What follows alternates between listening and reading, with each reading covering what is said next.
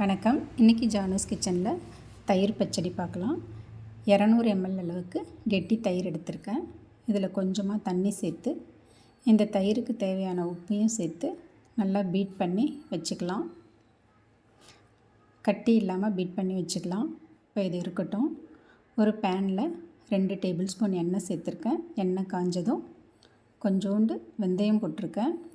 1/2 table spoon கடுகு, 1/4 table spoon சீரகம், 1/2 table spoon வெள்ளை உளுத்தம்பருப்பு, 1/2 டேபிள் ஸ்பூன் கடலைப்பருப்பு, 2 வரமிளகாய் இதெல்லாம் போட்டு மீடியம் ஃப்ளேம்லேயே வச்சு இது செவக்கிற அளவுக்கு வறுத்து விட்டுக்கலாம்.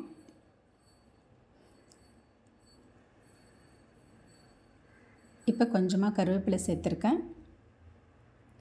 சின்ன சைஸ் வெங்காயத்தை பொடி பொடியாக கட் பண்ணி சேர்த்துருக்கேன். துருவின இஞ்சி ஒரு 1/4 டேபிள் ஸ்பூன், ஒரே ஒரு பச்சை மிளகாவை பொடி பொடியாக நறுக்கி சேர்த்துருக்கேன். இதெல்லாம் ஒரு 2 நிமிஷம் மீடியம் ஃப்ளேம்லேயே வச்சு வதக்கி விட்டுக்கலாம். இப்போ இது கூட சின்ன சைஸ் தக்காளியை இந்த மாதிரி சின்ன சின்னதாக கட் பண்ணி போட்டிருக்கேன். அதையும் சேர்த்து வதக்கிக்கலாம். இப்போ இதில் கொஞ்சமாக மஞ்சள் தூள், கொஞ்சமாக சாம்பார் பொடி காரத்துக்கு சேர்த்துக்கலாம். பெருங்காயம் கொஞ்சம் சேர்த்துருக்கேன்.